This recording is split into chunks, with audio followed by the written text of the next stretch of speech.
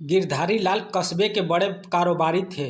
उनकी पत्नी सुशीला देवी घर में पंडितों को भोज पूजा पाठ करवाकर आए दिन उन्हें दक्षिणा देती रहती थी। वे आंख मीच कर पंडितों और बाबाओं पर भरोसा करती थी। वे आए दिन व्रत उद्यापन कराती थी, सो उनके घर में दूसरी सहेलियों का आना जाना भी लगा रहता था।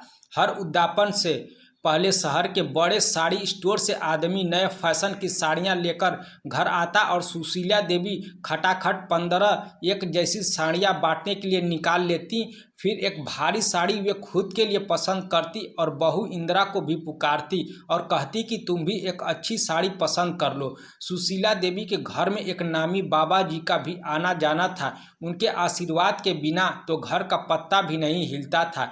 कुछ भी नया काम हो, बाबा जी उसका मुहूर्त निकालते और हवन करते, फिर उस काम की शुरुआत होती। सुशीला देवी बाबा जी के आश्रम में जाती और सेवा करके आती। उनका विश्वास था कि घर में हर तरक्की बाबा जी के आशीर्वाद से होती है। हकीकत यह थी कि सुशीला देवी उनके जैसे ही दूसरे भक्तों की मदद से बाबा जी का आश्रम हरा भरा हो रहा था। जब सुशीला देवी सेवा के लिए जाती तो अपनी बेटी साक्षी को भी साथ ले जाती। आश्रम में वे कहती, बाबा जी के पैर छूकर आशीर्वाद लो बेटी। बाबा जी भी साक्षी को आशीर्वाद देते और कहते, देखना हमारी साक्षी बेटी किसी राजा भोज को ब्याही जाएगी। शकुंतला देवी बाबा जी के मुंह से शुभ वचन सुनकर धन्य हो जाती। साक्षी निकली भी बहुत खूबसूरत। 4-5 साल बाद वह कॉलेज जाने लगी थी। जब इम्तिहान का समय आता, बाबा जी घर आते, साक्षी को आशीर्वाद देते। साक्षी भी उनकी शख्सियत से बहुत प्रभावित थी। कभी कभी अगर शकुंतला देवी सेवा के लिए न जा पाती तो वे साक्षी को भेज देती। सुशीला देवी की बहू इंदिरा पेट से हुई। सुशीला देवी तो बाबा जी के चरण पकड़कर बैठ गई और कहने लगी, कुछ ऐसा कीजिए बाबा जी, पहली बार में ही पोते का मुंह देखूं। पोता होते ही आपके पूरे आश्रम में एसी लगवाऊंगी। बाबा जी ने बहू को पुकारा, बेटी इंदिरा जरा इधर आओ तो। इंदिरा वहां आई। बाबा जी ने कुछ मंत्र बुदबुदाया और बहू को आशीर्वाद दिया। पोते की आस लिए सुशीला देवी जी जान से अपनी इकलौती बहू की सेवा में जुटी रहीं। सुबह उठते ही मक्खन मिश्री मिलाकर बहू को दे देती और आंखें मटकाकर कहती, रोज खाया करो, मक्खन सा गोरा बेटा पैदा होगा।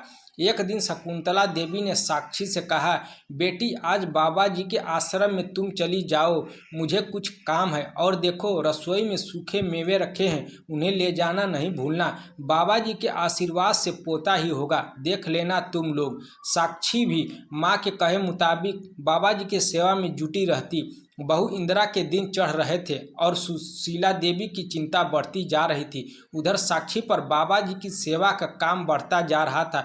वह आश्रम में जाकर बाबा जी का बिस्तर लगाती, उनकी खड़ाऊ जगह पर रखती, उनकी किताबें जमाती। यह सब करके वह अपने आप को धन्य समझती। साक्षी सारी सारी रात बाबा जी के आश्रम में बिताती। सुशीला देवी कुछ पूछती तो वह कहती, माँ आज आश्रम में अखंड मंत्र जाप था, सो उठकर बीच में नहीं आ सकती थी। मुंह अंधेरे बाबा जी को हवन कराना था, इसलिए उसकी तैयारी कर रही थी और देरी हुई तो वहीं सो गई। सुशीला देवी भी चेहरे पर शांत भाव लाते हुए कहती, हाँ बेटी अच्छा ही है। हमारे घर में जो अच्छी आमदनी हो रही है ना, सब बाबा जी की कृपा से है। अब इसे संभालने वाला एक वारिस आ जाए तो मैं बद्री नारायण के दर्शन कर आऊं। साक्षी घर से सलवार कुर्ता पहन चुन्नी ओढ़कर जाती और सांझ ढलते ही छोटे छोटे कपड़े पहनकर किसी अप्सरा का रूप धारण कर लेती और बाबा जी के साथ भरपूर मजा लेती। अंधा क्या चाहे, दो आंखें। सो बाबा जी दिन में घर से लाए मेवों का भोग लगाते और रात में साक्षी का।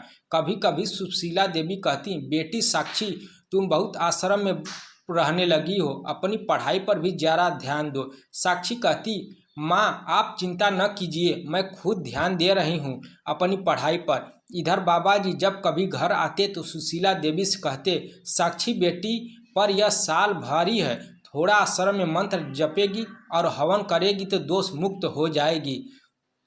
साक्षी तो बाबा जी से इतनी सम्मोहित हो चुकी थी कि घर में कुछ न बताती। जो चल रहा था उसमें वह बहुत खुश थी। कभी कभी साक्षी के सहेलियां उसे पार्टी के लिए बुलाती तो साक्षी बाबा जी से कहती, बाबा जी आज रात को मैं न आ सकूंगी। बाबा जी कहते, अब तुम बिन हमारा जीवन असंभव है, तुम भी नहीं चाहोगी कि यह राज खुल जाए, एक रात की भी छुट्टी तुम्हें नहीं मिलेगी। साक्षी बाबा जी के डर के मारे जिद न करती और अपनी सहेलियों से कह देती कि घर में काम ज़्यादा है, वह पार्टी में न आ सकेगी। जल्दी ही सुशीला देवी के घर में खुशखबरी आ गई कि उनकी बहू इंदिरा ने बेटे को जन्म दिया है। सुशीला देवी तो खुशी के मारे आसमान में उड़ने लगी थी। घर में ही बड़े जोर शोर से जश्न मनाया गया और बाबा जी का आश्रम सुशीला देवी की कृपा से चमचमा उठा। अब पोते के साथ सुशीला देवी और ज़्यादा बिजी हो गई और उधर साक्षी बाबा जी के आश्रम में वह बाबा जी के खिलाफ एक शब्द भी सुनना पसंद नहीं करती थी। अब कभी कभी सुशीला देवी कहती, बेटी साक्षी अब तुम आश्रम जाना छोड़ दो, पोता हो गया, मैं तो गंगा नहा ली, अब मैं फिर से बाबा जी के सेवा में जुट जाती हूँ। साक्षी कहती, माँ कहाँ तुम इस उम्र में आश्रम में दौड़ भाग करोगी, अब तुम पोता संभालो, बाबा जी की सेवा में कोई कमी नहीं आने दूंगी। यह सुनकर सुशीला देवी के चेहरे पर बड़ी सी मुस्कुराहट बिखर जाती। वे मन ही मन सोचती, आजकल लड़कियां इतना डिस्को में जाती हैं, अच्छा है साक्षी को यह हवा नहीं लगी। क्या फ़ायदा 4 बॉयफ्रेंड्स बना लेगी और वहां नशा करेगी, इससे अच्छा है कि आश्रम में ही सेवा करे, कुछ पुण्य कमाएगी। सुशीला देवी निश्चिंत होकर एक तीर्थ कर आई। उन्हें आए अभी 3-4 दिन ही बीते थे कि अस्पताल से फ़ोन आया, आपकी बेटी अस्पताल में भर्ती है, आप जल्दी यहाँ आइए। सुशीला देवी ने जैसे ही फ़ोन सुना उनके तो हाथ पैर फूल गए। एक बार तो उन्हें कुछ समझ नहीं आया कि वे क्या करें, लेकिन अपने आप को सहज किया। फिर झट से ड्राइवर को गाड़ी निकालने को कहा।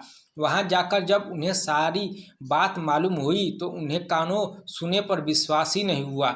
मालूम हुआ कि साक्षी अस्पताल में अबॉर्शन करवाने आई थी और उस दौरान उसकी अंदर की कोई नस फट गई, जिसके चलते उसके शरीर से बहुत खून बह गया और उसकी जान को खतरा हो गया। सुशीला देवी तो समझ ही नहीं पाई कि यह कब और कैसे हो गया। साक्षी अभी बेहोशी की हालत में थी। जब साक्षी को होश आया तो सुशीला देवी ने उसके सिर पर हाथ फेरते हुए पूछा, यह कैसे हो गया बेटी? साक्षी सिर्फ इतना ही कह पाई, बाबा जी। यह सुनकर सुशीला देवी के तो जैसे तन बदन में आग लग गई। वे कहने लगी, क्या बाबा जी ने जबरदस्ती की तुझसे? साक्षी बोली, नहीं माँ, सब मेरी मर्जी से, मुझे नहीं मालूम कि क्या हो गया है, लेकिन बाबा जी का साथ मुझे अच्छा लगता है। उसकी बात सुनकर सुशीला देवी का गुस्सा बेकाबू हो गया। फिर भी वह अपनी साक्षी की इज्जत की खातिर अपने आप को शांत कर हुए बोली, बेटी क्या सोचा और क्या पाया? खैर अस्पताल में तो उन्हें मुंह बंद रखने में ही समझदारी नजर आई। साक्षी को अस्पताल से डिस्चार्ज करवाकर घर लाई। सेठ गिरधारी लाल ने जब सच्चाई सुनी तो उनके पैरों तले जमीन खिसक गई। पर अब किया भी क्या जा सकता था? आखिर इस सब में साक्षी भी तो शामिल थी। हाँ, सुशीला देवी का बेटा रमेश कहने लगा, देखा माँ, बाबा जी की अंधभक्ति का नतीजा मैंने तुम्हें कितनी बार समझाया था कि घर में जो कुछ है वह पिताजी व मेरी मेहनत का फल है। बाबा जी के आशीर्वाद से कुछ नहीं होता, लेकिन माँ, तुम्हें तो उन पर इतना विश्वास था कि तुम मेरी एक भी बात ध्यान से नहीं सुनती। भाई भाभी सुशीला देवी व गिरधारी लाल ने मिलकर साक्षी को बड़े प्यार से समझाया ताकि वह बाबा जी के सम्मोहन से बाहर निकल सके। फिर सुशीला देवी का बेटा रमेश व बहू इंदिरा साक्षी को एक काउंसलर के पास ले गए ताकि वह उसे समझा बुझाकर उसके बीते कल से छुटकारा दिला सके। कुछ महीनों के लिए सुशीला देवी उसे अपनी बहन के घर ले गई। कुछ समय में साक्षी फिर से समान हो गई। अब सुशीला देवी समझ गई थी कि बाबा जी ने उसकी अंधभक्ति का इस्तेमाल किया और उसके विश्वास का फायदा उठाकर उसकी बेटी का सम्मोहन कर लिया। लेकिन अब सुशीला देवी ने बाबा जी के लिए अपने घर के दरवाजे हमेशा के लिए बंद कर दिए थे। बाबा जी ने भी सोचा कि शांत रहने में ही भलाई है, वरना कहीं गिरधारी लाल आग बबूला हो गए तो पुलिस में रिपोर्ट कर देंगे और उनकी पोल पट्टी खुल जाएगी। उन्होंने जो आश्रम में हवन कीर्तन के नाम पर कारोबार किया है और बाबा जी का मुखौटा पहना है, वह जनता के सामने न उतर जाए।